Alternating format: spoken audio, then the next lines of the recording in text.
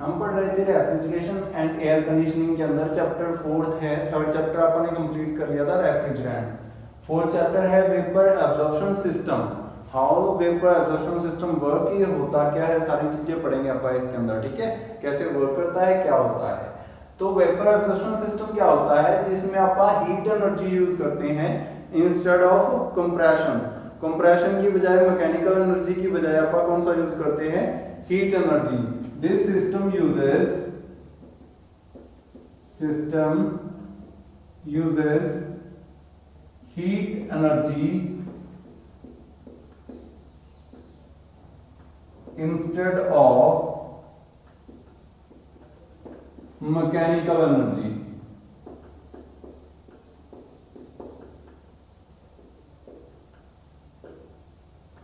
इस उसके अंदर, सिस्टम के अंदर जो आप हीट एनर्जी यूज करते हैं इंस्टेड ऑफ मैकेनिकल एनर्जी, ठीक है। हीट एनर्जी से आप उस पूरे प्रोसेस को, सिस्टम को high pressure high temperature zone जो है वो किससे बनता है, हीट एनर्जी से, ठीक है। तो इसके अंदर in vapour compression system, in this system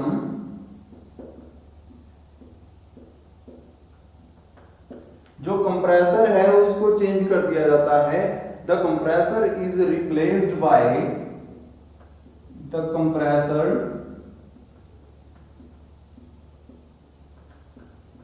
is replaced by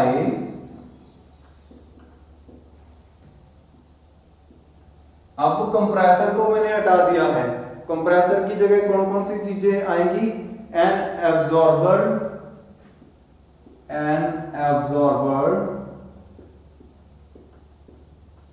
pump, एक एब्जॉर्बर लगता है, एक पंप लगता है, एक जनरेटर लगता है, जनरेटर, ठीक है, और एक लगता है आपका प्रेशर रिड्यूसिंग वाल्व, ठीक है, प्रेशर रिड्यूसिंग वाल्व। ये सारी चीजें मिलके सेम वर्क करती हैं जो आपका कंप्रेसर करता है, ठीक है। कंप्रेसर की जगह पे जब आप इतनी सारी चीजें लगा दें तो उस सिस्टम को क्या बोलेंगे, वेपर एब्जॉर्प्शन सिस्टम। इसमें एब्जॉर्प्शन होती है, ठीक है, इसके अंदर कंप्रेशन नहीं होता, इसके अंदर एब्जॉर्प्शन होती है। और हाई प्रेशर और लो प्रेशर बनाने के लिए एब्जॉर्प्शन प्रिंसिपल का वर्क किया जाता है, और हीट एनर्जी से उसके अंदर जो टेम्परेचर, हाई टेम्परेचर है वो प्रोवाइड किया जाता है, वो बनाया जाता है, ठीक है। अब ध्यान देना है इसके अंदर कि कौन सा प्रिंसिपल है जिसके बिहाफ पे, जिसके अकॉर्डिंग ये वर्क करता है। Principle of vapour absorption system, principal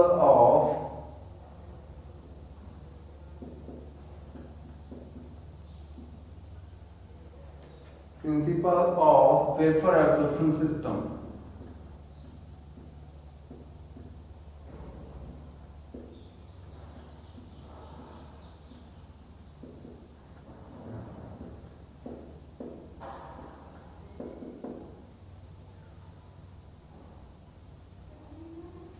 किस प्रिंसिपल पे ये वर्क करता है।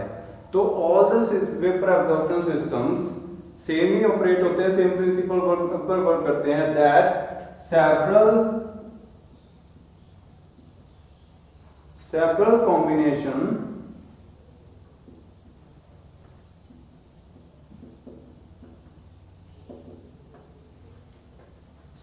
combination of chemicals have the property that one absorbs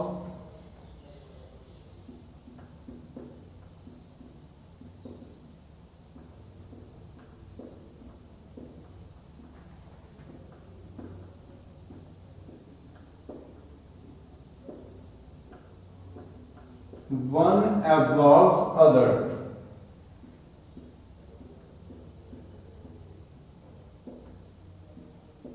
एक केमिकल जो है वो दूसरे को एब्जॉर्ब कर लेता है, ठीक है। Combination of two chemicals, several chemicals in which one chemical absorbs other, ठीक है। उस प्रिंसिपल पर ही सारे एब्जॉर्प्शन सिस्टम वर्क करते हैं, ठीक है। On cooling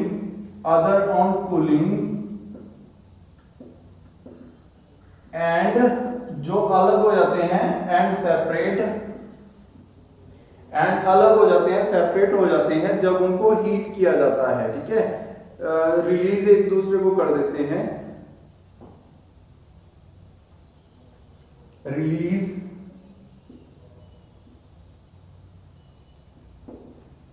when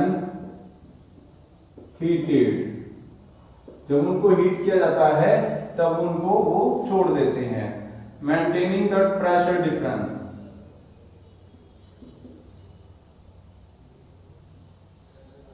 maintaining the pressure difference, जिसकी मदद से जो प्रेशर डिफरेंस है वो प्रोड्यूस होता है, ठीक है।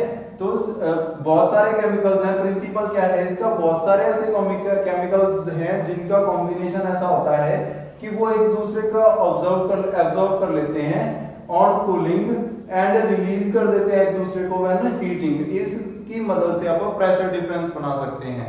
जब दो केमिकल एक दूसरे को एब्जॉर्ब कर लेंगे तो वहां पे क्या होगा, वहां पे जो प्रेशर है वो रिड्यूस हो जाएगा अपने आप। जब वो एक दूसरे को छोड़ देंगे, अलग कर देंगे, तो प्रेशर हाई हो जाएगा, ठीक है, जिसके कारण वो पूरा फ्लो उस प्रोसेस के अंदर चलेगा, ठीक है। तो ये प्रिंसिपल है जिसके बिहाफ पे आपका वेपर एब्जॉर्प्शन सिस्टम जो है वो वर्क करता है, ठीक है। वेपर एब्जॉर्प्शन सिस्टम के अंदर आपको दो केमिकल्स कौन कौन से हो सकते हैं जिनको आप एज ए एब्जॉर्बेंट यूज कर सकते हैं, ठीक है। कौन कौन से ऐसे केमिकल्स हैं, example of vapour absorption system के केमिकल के, रेफ्रिजरेंट के एग्जांपल कौन कौन से हैं। सबसे पहला है अमोनिया। अमोनिया गैस होती है, ठीक है, इसको एज रेफ्रिजरेंट यूज कर सकते हैं आप। एंड वाटर इसके अंदर, वाटर एज एब्जॉर्बेंट,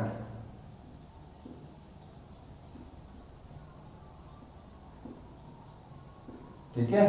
एब्जॉर्बेंट को एब्जॉर्बेंट आप वाटर को यूज कर सकते हैं, ठीक है। वाटर उसके अंदर मर्ज हो जाता है जब भी लिक्विड होती है अमोनिया, ठीक है। तो वाटर और लिक्विड एक दूसरे के अंदर अच्छे से एब्जॉर्ब हो जाते हैं, एक दूसरे के अंदर अच्छे से मिल जाते हैं। जब इनको हीट किया जाता है तो अमोनिया गैस में कन्वर्ट हो जाता है थोड़ा सा हीट करने पर, और वाटर जो है वाटर ही रहता है उतनी हीट के ऊपर, जाओ ज्यादा से ज्यादा वो वेपर बन जाएंगे, ठीक है। तो गैस नहीं बन सकती जैसी अमोनिया है, तो अमोनिया को अलग कर देता है वाटर जब उसको गर्म किया जाता है। तो यहां से आप अमोनिया को और वाटर को एज ए एब्जॉर्बेंट यूज करेंगे और अमोनिया को एज ए रेफ्रिजरेंट यूज करेंगे, ठीक है। अमोनिया पूरे प्रोसेस के अंदर घूमेगी और वाटर जो है सिर्फ हीट वाला जनरेटर जो है उसके अंदर रहेगा। जब उसके अंदर आप उसको मिला के अमोनिया को, ठीक है, प्रेशर ड्रॉप कर देंगे, जब आप उसको हीट करेंगे तो अमोनिया क्या हो जाएगा, अलग हो जाएगी और आगे पूरे प्रोसेस के अंदर घूम के फिर से उसके अंदर आके मिल जाएगी। ऐसे ही प्रोसेस चलता रहेगा।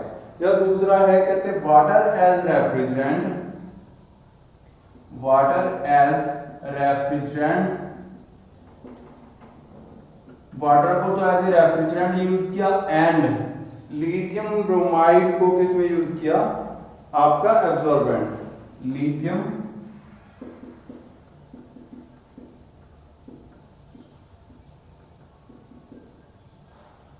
एज एब्जॉर्बेंट,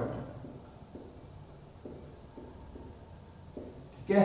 तो ऐसे आप क्या कर सकते हैं, इसके भी केमिकल कंपोजिशन से आप जो आपका वेपर एब्जॉर्प्शन सिस्टम है वो बना सकते हैं, इससे भी कूलिंग ले सकते हो आप, ठीक है, वेपर एब्जॉर्प्शन सिस्टम के अंदर। ये भी रेफ्रिजरेशन ही है राजे, ठीक है। इससे क्या होता है, बस कंप्रेसर नहीं होता, उसकी जगह पे आप इन दोनों को ऐसे यूज करते हैं कि ये एज ए आपका रेफ्रिजरेंट कंप्रेसर की तरह वर्क करें, ठीक है। तो जब इनको आपस में मिला दिया जाता है तो वो लो प्रेशर जोन, जब इनको अलग अलग कर दिया जाता है वो हाई प्रेशर जोन। तीसरा है सल्फर डाइऑक्साइड को सिलिका जेल के साथ, sulphur dioxide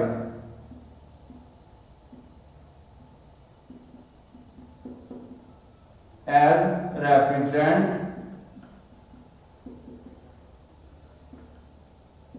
and silica gel as absorbent. ये भी same to same silica gel जो होती है, जब ये दोनों लिक्विड होते हैं तो एक दूसरे में मिल जाते हैं आसानी से, ठीक है। जब इनको हीट किया जाता है तो वो सिलिका जेल ही रहती है और कार्बन डाइऑक्साइड गैस में, सल्फर डाइऑक्साइड गैस में कन्वर्ट हो जाता है और आगे ट्रांसफर हो जाता है, ठीक है। तो सल्फर डाइऑक्साइड को as a refrigerant and silica gel को एज ए एब्जॉर्बेंट आप यूज कर सकते हैं, ठीक है। ये थे आपके एग्जांपल्स इसके अंदर की कैसे आप इन दोनों को यूज कर सकते हो एज ए रेफ्रिजरेंट इसको बनाने के लिए, ठीक है। तो दो केमिकल्स तो चाहिए ही चाहिए वेपर एब्जॉर्प्शन सिस्टम के अंदर, ठीक है। दो रेफ्रिजरेंट होने चाहिए, एक रेफ्रिजरेंट एक एब्जॉर्बेंट, ठीक है। दो चीजें होती है, रेफ्रिजरेंट वो जो पूरे साइकिल को कवर करके आता है और एब्जॉर्बेंट वो जिसके अंदर आके वो एब्जॉर्ब हो जाता है, ठीक है। जैसे वाटर था अमोनिया के साथ। जब आप इसका एग्जांपल पढ़ेंगे तो आपको अच्छे से इसके बारे में पता चल जाएगा। नेक्स्ट है इसके अंदर पार्ट्स कौन कौन से होते हैं। तो सबसे पहला होता है जनरेटर। कई बार 2 नंबर में क्वेश्चन आता है parts of vapour absorption system, ठीक है। तो सबसे पहले आता है जनरेटर, यहां से प्रोसेस स्टार्ट होता है जनरेटर। सेकंड आता है आपका जनरेटर के बाद रेक्टिफायर या सेपरेटर बोल सकते हो इसको, ठीक है।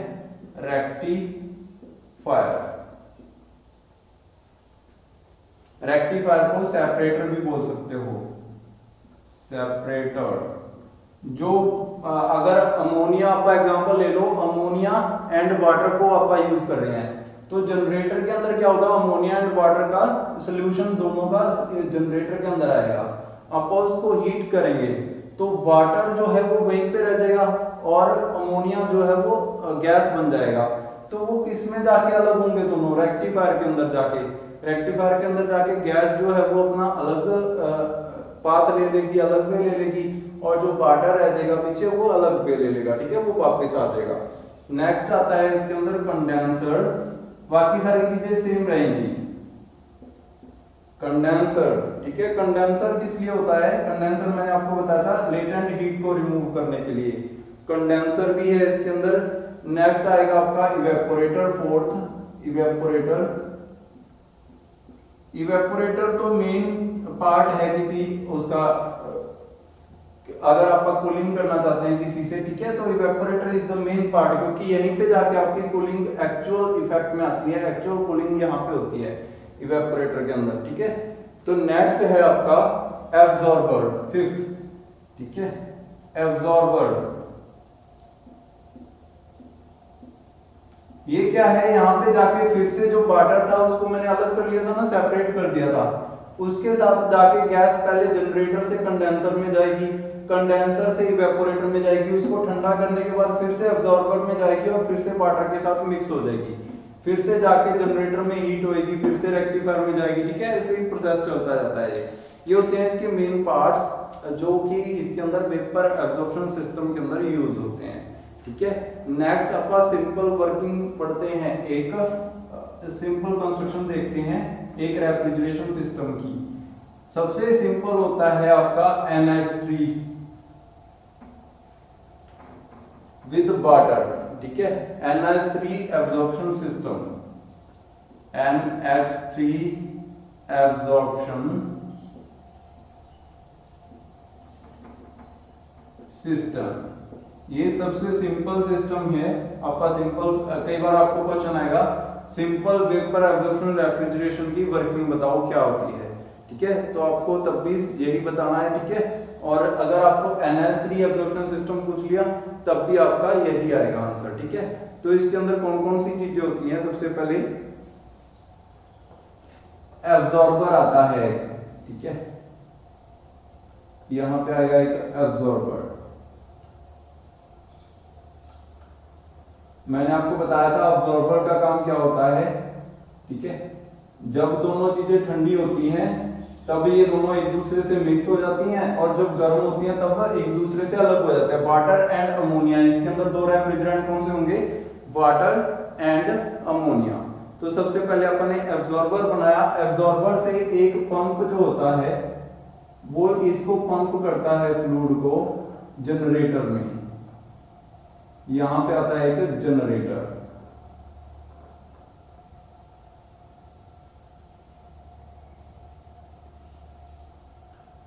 जनरेटर का काम क्या होता है, इसको वेपर में कन्वर्ट करना। मतलब जनरेटर को क्या किया जाता है, जनरेटर के अंदर नीचे रहता है आपका लिक्विड और इधर से इसको फ्लेम दी जाती है नीचे से, ठीक है। कोई भी फ्लेम, मैं वैसे ही बना रहा हूं एक कैंडल, ठीक है। इसको कैंडल नहीं होती, यहाँ पे कुछ भी हो सकता है। हाई, बहुत ही हाई हीट चाहिए इसको वेपर कन्वर्ट करने के लिए, वेपर में कन्वर्ट करने के लिए। तो अच्छी हीट का सोर्स यहाँ पे अपन इसके नीचे प्रोवाइड करते हैं, ठीक है। यहाँ से फिर कई बार क्या होता है कि वीक सोल्यूशन रह जाता है, जो तो स्ट्रॉन्ग सोल्यूशन है वो तो ऊपर पंप कर दिया, जब उसको हीट किया तो उसमें से क्या हो गया, जो अकेला वाटर रह गया वो हो गया वीक सोल्यूशन। तो वीक सोल्यूशन क्या करता है, यहाँ से वापस आ जाता है नीचे की ओर। यहाँ पे लगा रहता है एक वाल्व जो तय करता है कि कितना वीक सोल्यूशन जो है वो वापस आना चाहिए, ठीक है। ये इसके अंदर जो आ रहा है वो वीक सोल्यूशन है,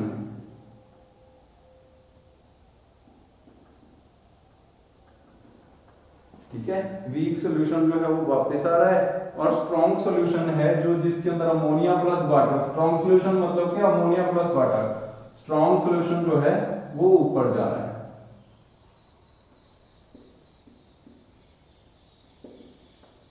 स्ट्रॉन्ग सोल्यूशन ऊपर जा रहा है, ठीक है। ये है पंप, पंप जो इस पूरे प्रोसेस को चला रहा है, पंप, ठीक है। यहाँ पे ये कूलिंग करने के लिए है, जब ठंडा होगा पानी तभी यहाँ पे जो एब्जॉर्बेंट है वो भी ठंडा होगा उसके साथ। देन जो आपका रेफ्रिजरेंट है जनरेटर के बाद जाता है सीधा कंडेंसर के अंदर। यहाँ पे ये वेपर में कन्वर्ट हो गया रहे, ठीक है। वेपर में अमोनिया जो है वो ऊपर आ गया और वाटर जो था उसको मैंने वापस नीचे बुला लिया, वापस नीचे चला गया। नेक्स्ट आता है आपका कंडेंसर। सिंपल में सीधा कंडेंसर आएगा, ठीक है। यहाँ पे आपका आ गया कंडेंसर। सिंपल में ज्यादा पार्ट नहीं होते, ठीक है। ये सिंपल इसकी वर्किंग दिखाइए कि कैसे हो सकती है। इसको कूलिंग करते हैं फिर से, इसके अंदर कंडेंसर को और एब्जॉर्बर को, दोनों को एक्सटर्नल किसी कूलेंट से कूल किया जाएगा, नहीं तो आपकी वर्किंग अच्छी नहीं आएगी, ठीक है। तो एक्सटर्नल कूलेंट से इसको ठंडा किया जाता है। उसके बाद ये जाता है आपका रिसीवर के अंदर।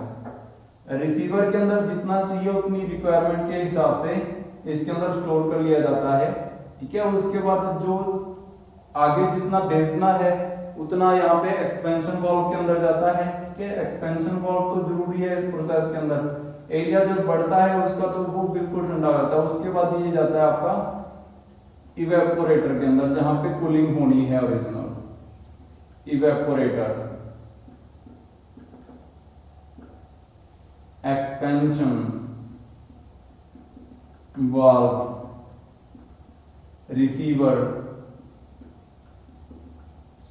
ठीक है, कंडेंसर,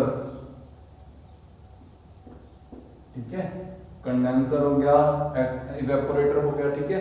ये सारे पार्ट्स इसके अंदर आते हैं। नेक्स्ट ये जब इवेपोरेटर से होके, जब जान दो मैंने क्या किया, सबसे पहले इवेपोरेशन में मेरे पास दोनों लिक्विड थे, दोनों एक कुछ वेपर हो सकता है इधर से आए थे, जो वेपर्स को मैंने ठंडा किया, वाटर के साथ मिक्स कर दिया। बिल्कुल यहाँ पे वाटर के साथ मिक्स हो गए ड्यू टू कूलिंग। जब उनको बहुत ज्यादा ठंडा कर दिया तो ठंडा करने पर वो लिक्विड बन गया अमोनिया। लिक्विड के बनने के कारण वो वाटर के साथ मिक्स हो गया, स्ट्रॉन्ग सोल्यूशन बन गया। स्ट्रॉन्ग सोल्यूशन को मैंने पंप किया जनरेटर के अंदर। अब वो थोड़े एरिया में आ गया, जब उसको हीट किया जाएगा तो नीचे जाने का तो कोई प्लेस है नहीं, तो वो जब गर्म किया उसको तो अचानक से एरिया उसका बढ़ गया, एक्सपेंड हो गया, जिसके कारण उसको रास्ता नहीं मिला तो ऊपर चला गया। वो ऊपर गया वो कंडेंसर के अंदर। कंडेंसर के अंदर मैंने उसकी लेटेंट हीट जो है वो वाटर के थ्रू रिमूव कर दी। ऊपर से गर्म पानी आएगा और नीचे से निकल जाएगा कूलिंग वाटर, कूलिंग वाटर, ठीक है। वो नीचे से बाहर आ जाएगा, जिसके कारण यहाँ पे क्या हो गया, ठंडा हो गया पूरा जो कंडेंसर था। तो बहुत ही मतलब कि लेटेंट हीट रिमूव होने के बाद जो रेफ्रिजरेंट था वो रिसीवर के अंदर आया। रिसीवर के अंदर मैंने उसको स्टोर कर लिया। उसके बाद एक्सपेंशन के अंदर जाके उसने अपना एरिया इंक्रीज कर दिया अचानक से, तो उसका टेम्परेचर बहुत ज्यादा लो हो गया। फिर उसको इवेपोरेटर में भेजा जहां पे मुझे कूलिंग करनी है। इवेपोरेटर के अंदर उसने पूरा मेरा जो सिस्टम था जिसको मैंने ठंडा करना था उसको उसने ठंडा किया। उसके बाद वो बीच अब वो क्या बन गया, अब उसके अंदर अमोनिया जो थे वो वेपर बन गए पूरे, ठीक है। पहले तो यहाँ पे उसको कूल किया, ठंडा किया तो बिल्कुल लिक्विड में कन्वर्ट हो गया था वो। लिक्विड में कन्वर्ट होने के बाद जब वो इवेपोरेटर को क्रॉस किया फिर से वेपर बन गए उसके, ठीक है। अब कुछ वेपर और कुछ लिक्विड, क्योंकि ज्यादा इसके अंदर ठंडा नहीं हुआ, वो ज्यादा गर्म नहीं हुआ इसके अंदर, बहुत ही थोड़ा गर्म हुआ, तो कुछ वेपर और कुछ लिक्विड कहाँ चला गया, इसके अंदर चला गया अमोनिया का, ठीक है। वो फिर से मैंने उसको क्या कर दिया, ठंडा करके वाटर के साथ मिक्स कर दिया, लिक्विड बना दिया प्योर यहाँ पे फिर से, ठीक है। फिर से उसको हीट किया, फिर से वेपर बन गए, फिर से कंडेंसेशन किया। अब पूरा प्रोसेस ऐसे ही चलता रहेगा। इसके अंदर कहीं भी कंप्रेसर का यूज नहीं किया अपने, ठीक है। यहाँ पे सिर्फ अमोनिया वेपर ऊपर जाएंगे, अमोनिया वेपर्स जो है वो ऊपर जाएंगे, यहां से क्रॉस करेंगे, ठीक है। यहाँ पे प्योर लिक्विड जो था वो नीचे, वाटर जो था वो वापस, अगर वो ज्यादा है अपने पास, यहाँ पे ज्यादा वाटर हो गया, बार बार पंप करते रहेंगे ऊपर, तो उसमें से अमोनिया निकलता रहेगा और वाटर यहाँ पे बचता रहेगा। तो वाटर यहाँ पे ज्यादा ना हो जाए, उसको वीक सोल्यूशन को वापस फिर से अब्सॉर्बर में भेज देंगे, ठीक है। उसका काम इतना ही है। यहाँ पे वेपर अमोनिया वेपराइज्ड होके वहां पे पहुंचता है, ठीक है। उसके बाद एक्सपेंशन वाल्व, यहाँ पे कंडेंसर के बाद वो क्या होता है, वो प्योर लिक्विड स्टेट में आ जाता है, ठीक है। उसका जो लेटेंट हीट है वो रिमूव कर दी जाती है, वो लिक्विड स्टेट में आ जाता है। उसके बाद वो रिसीवर में जाता है, लिक्विड से एक्सपेंड होता है, बहुत ज्यादा ठंडा होता है, टेम्परेचर बिल्कुल लो चला जाता है, ठीक है। टेम्परेचर लो जाने के बाद फिर वो इवेपोरेटर में अपना कूलिंग करता है, यहाँ पे कूलिंग स्पेस के अंदर। उसके बाद उसकी हीट थोड़ी सी इंक्रीज हो जाती है, जिसकी वजह से वो लिक्विड से वेपर में कन्वर्ट हो जाता है, थोड़ा सा, कुछ वेपर कुछ लिक्विड, मतलब कि हाफ हाफ हो जाता है उसका। तो वो वेपर प्लस लिक्विड सॉल्यूशन हो जाता है एब्जॉर्बर के अंदर। ये क्या है, एब्जॉर्बर। एब्जॉर्बर उसको ठंडा करता है, फिर से वो पानी के साथ मिक्सअप हो जाता है वाटर के साथ, फिर उसको पंप किया जाता है फिर से जनरेटर के अंदर, ठीक है। इसको भी नहीं मैंने लिखा, ये है जनरेटर, ठीक है। जनरेटर उसमें फिर से हीट पैदा कर देता है। अमोनिया को बोलते हैं NH3,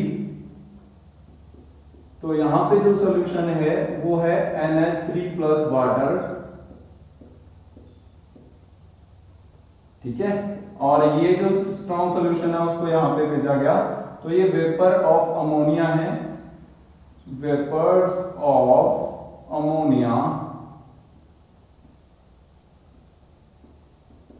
और नीचे ये जो रह गया वो वाटर रह गया। उसके बाद यहां पे जो आएगा वो अमोनिया वेपर आएंगे, कूलिंग के बाद ये लिक्विड अमोनिया बन जाएगा, लिक्विड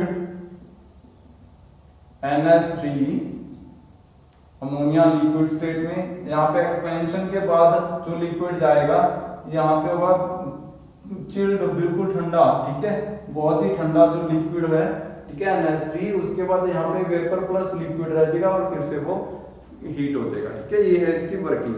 ये प्रोसेस कंटिन्यू वर्क करता रहता है और कंटिन्यू इससे अपना जो रेफ्रिजरेशन इफेक्ट है वो होता रहता है, ठीक है।